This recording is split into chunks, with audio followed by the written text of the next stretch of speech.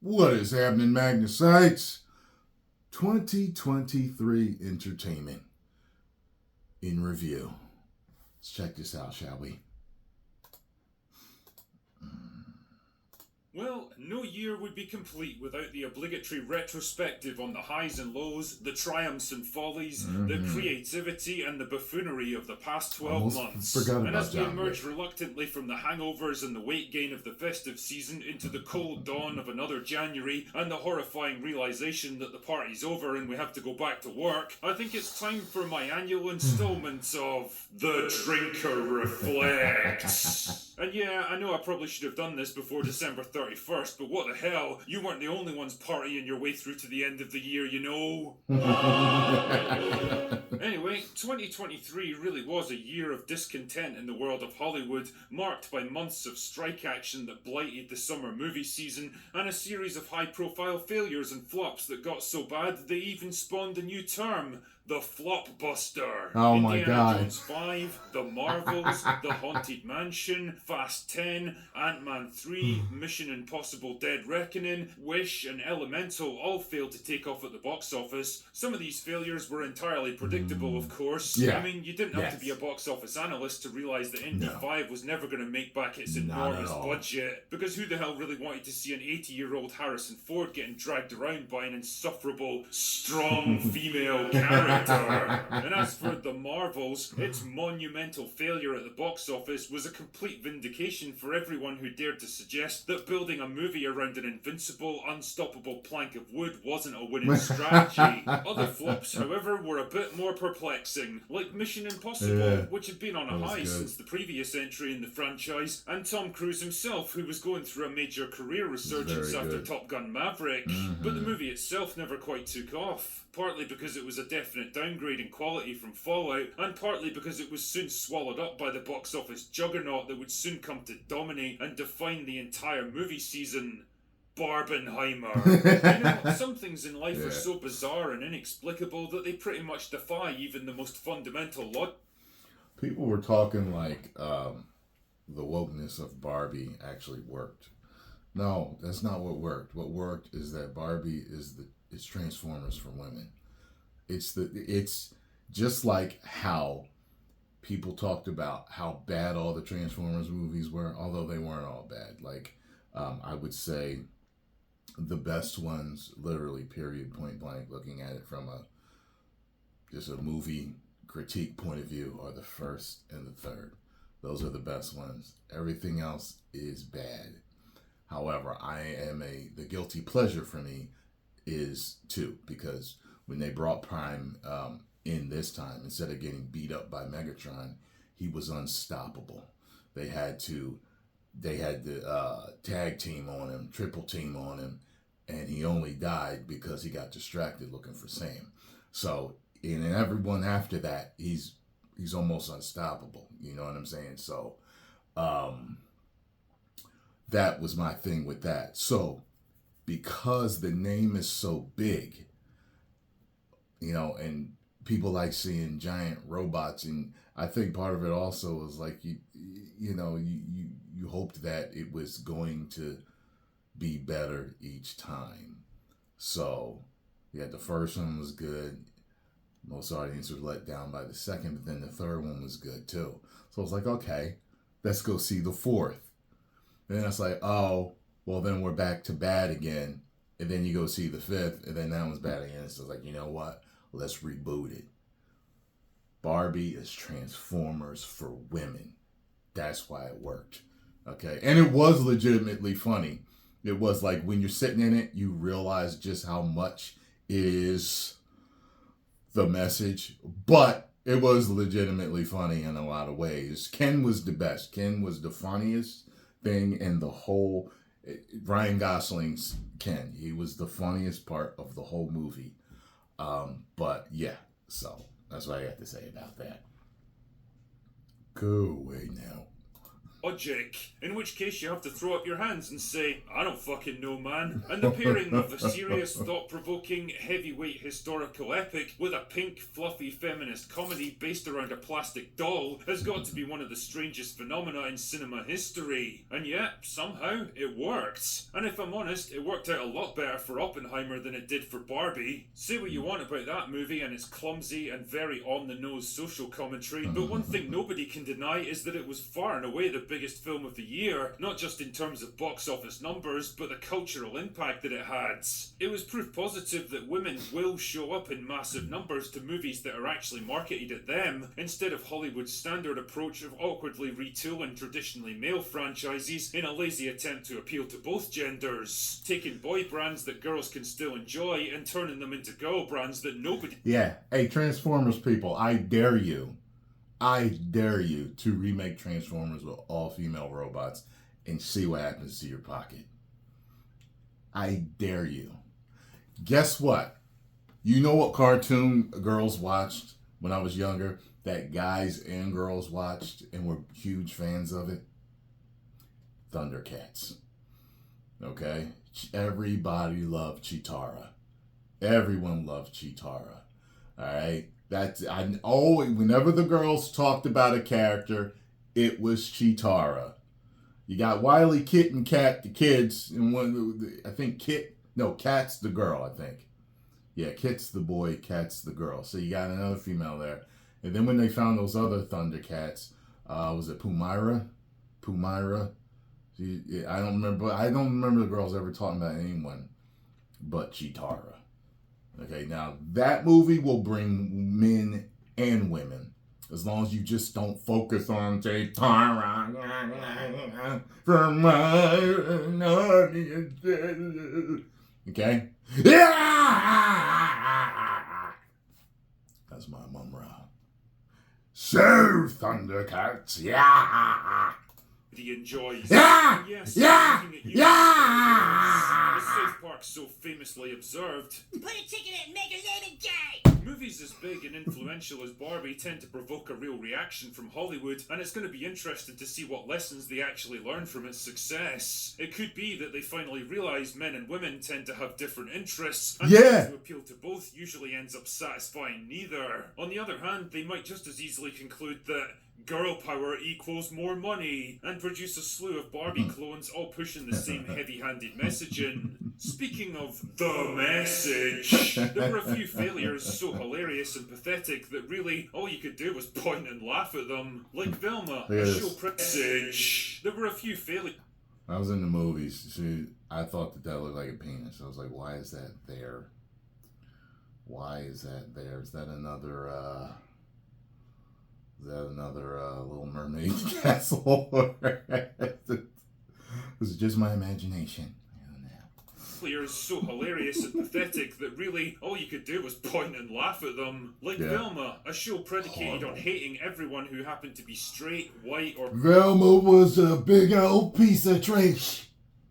Male, and turned out to be one of the most despised shows on TV, providing ample ammunition for the argument that women know as much about being funny as I know about Dry January. On the other hand, Queen Cleopatra turned out to be one of the most unintentionally hilarious projects in years, trying and failing to convince the world that Cleopatra was actually a black woman based on, the filmmakers really wanting it to be true, I guess. Because when you really believe in something, why let verified historical reality get in your way? It was roundly shit on by just about everyone, and even got the filmmakers sued by the entire country of Egypt. Really, fails don't come much bigger than... Yeah, all of this stuff goes both ways, okay? All this stuff goes both ways. From what I've read, just like controversy over what she really was, but at this point, because I'm like, whatever. However, if you absolutely know, okay, whether historical or fictional, what these characters are fundamentally, all of their characteristics, keep it that way. Stop deviating, because it's destroying entertainment today. Okay? Thank you. That, except perhaps Rachel Zegler, who managed to single-handedly gonna do the laugh? torpedo her $200 million reboot of Snow White and the Seven Dwarfs with a series of obnoxious interviews that provoked such apocalyptic backlash that the film had to be delayed for over a year of extensive reshoots as the studio struggled to do damage control. She's not going to be saved by the prince. She has a glittering career ahead of her. It's Hollywood, baby. I said before that 2023 was a year of surprises, and not all of them were negative. In fact, we actually got some pretty... Yeah, I bought this the other day. Downstairs watching it on my PS5 in Ultra HD on the surround sound system in Dolby Atmos. Me and Scarlo had a great time.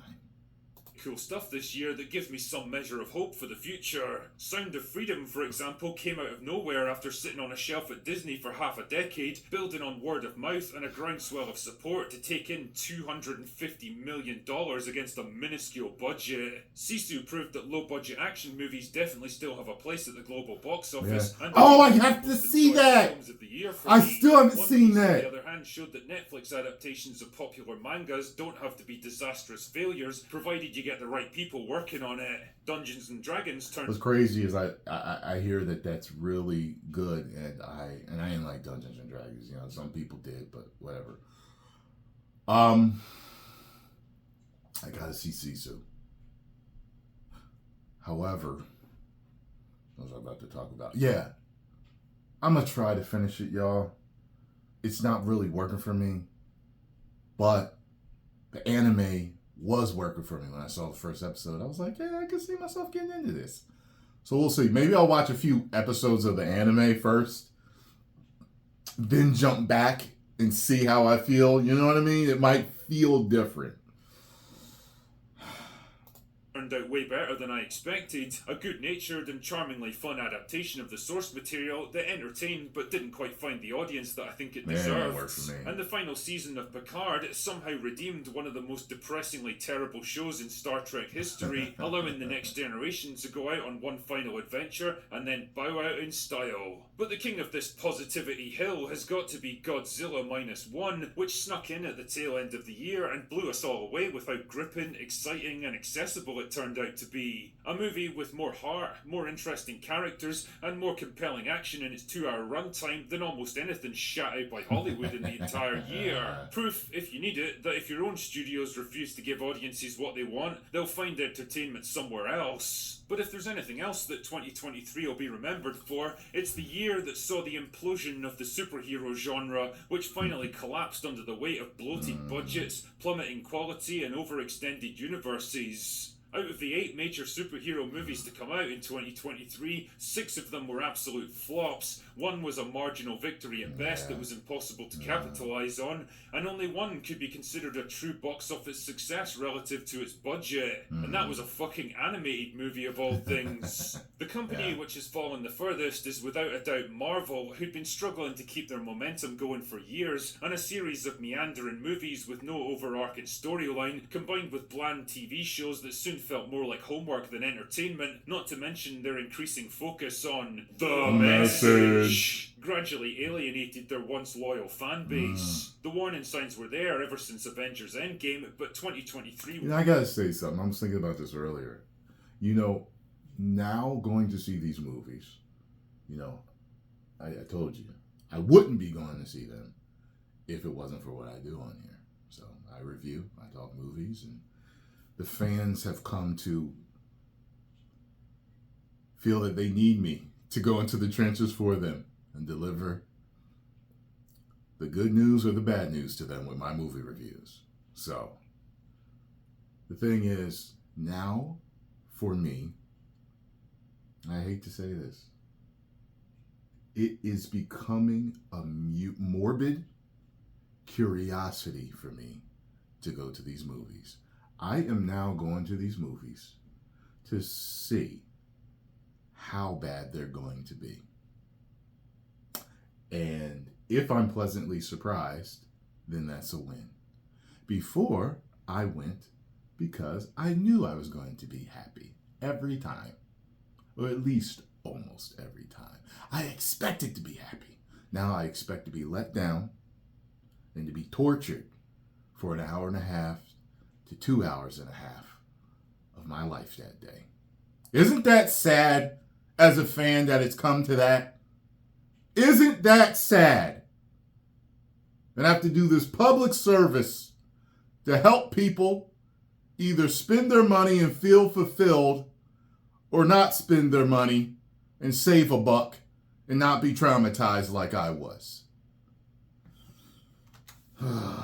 It was the year when it finally became impossible to ignore. Ant-Man 3 massively underperformed at the start of the year, while The Marvels became the biggest box office flop of the entire year. Only Guardians 3 achieved some level of success, and even that was muted compared to the previous film in the series. Even the mainstream media, usually so loyal to the Marvel brand, couldn't resist the smell of blood in the water any longer, and finally began reporting on the self-destruction of one of the biggest entertainment franchises in history. And if they acknowledge that there's a problem, then you know it's fucking bad.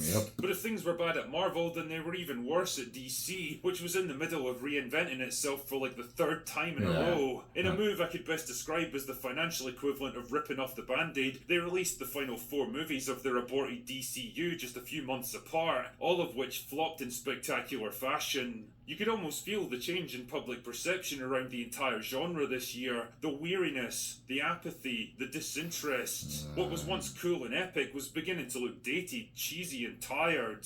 The unavoidable conclusion is that people are kind of over the superhero genre now. Yeah, declining quality and market saturation definitely hasn't helped, but really all it did was speed up the inevitable onset of superhero fatigue. If you remember the early Spider-Man and X-Men movies of the 2000s, we've been subjected to almost constant superhero films for more than 20 years now. A whole generation of film fans have been raised on this stuff, and maybe that's the real problem here. They've grown out of it. The same wide-eyed kids who cheered on Iron Man and Captain America 10 years ago are well into their 20s. Well, there's where I disagree. We haven't grown out of it. We've been pushed out of it. We've been exiled out of it. Because they have been making movies that we, the consumer, the market, the fandom, do not want. It is not superhero fatigue. It is woke fatigue. We do not want what you have been pushing. That's the whole problem. Because it's not just happening to superhero movies. It's just that superhero movies are the most prevalent movies now. Other movies, they're doing the same thing. They're doing it to gaming. They're doing it to television shows. They're doing it to cartoons. And people are leaving in droves. They're doing it to theme parks. People are leaving in droves because it's woke fatigue, not superhero fatigue. Now, and perhaps looking to move on to something a bit more challenging, mature and complex, like Teletubbies.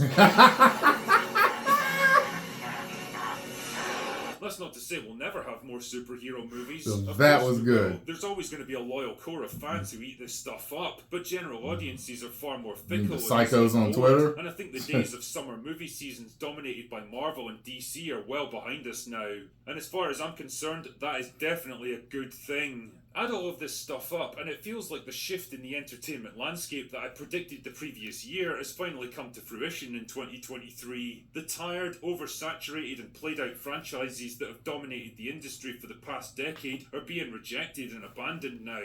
The culture of remakes and reboots, of endlessly mining the same properties for more cash, seems to have finally hit creative bedrock. The focus on heavy-handed politics and social commentary is being openly mocked and countered for the first time. Things are changing fast, and I think they're changing for the better. The real question now is, what's going to step in to fill this power vacuum? Well, films like John Wick 4, Sisu, Extraction 2 and Godzilla prove that there's definitely still an appetite for action movies. For the most part, they're way cheaper and easier to produce than superhero flicks, and they have a proven track record at the box office, so I wouldn't be surprised if we started seeing more of them in the next couple of years. But honestly, I think the next big thing is likely to be video game adaptations. Aside from Barbie, the biggest movie of the year was easily Super Mario Bros., which came out way back in April, and to some extent, I think got over overshadowed by Barbenheimer, but it still made almost $1.4 billion, and although it wasn't exactly an amazing story, it proved the immense power of video game audiences. It was the same situation with The Last of Us, which delivered a mostly faithful adaptation of the game and showed that intelligent, mature storylines are perfectly possible, even if the source material started out on a games console. Just like comic books before them, video games offer up that magic 1-2 punch for movie studios, decades worth of source material just waiting to be converted to the silver screen, and huge fan bases eager to see it happen. I mean, there's still plenty of ways for them to fuck it up, and if the Resident Evil, Halo, or Uncharted adaptations are anything to go by, the path could still be a very difficult one. Yeah, most but a of path them there is, and it'll be haven't been good, interesting I to think. see how many studios walk down it. Anyway, that's all I've got for today. Go away now. Scarlo! It's gonna get cold. Yeah, please. Yeah.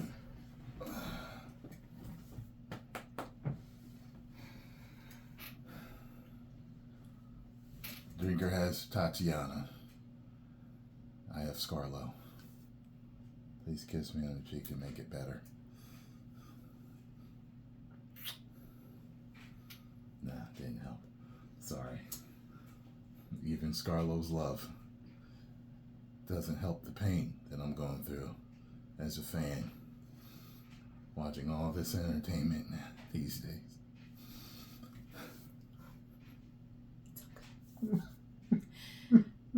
It's okay, let it out.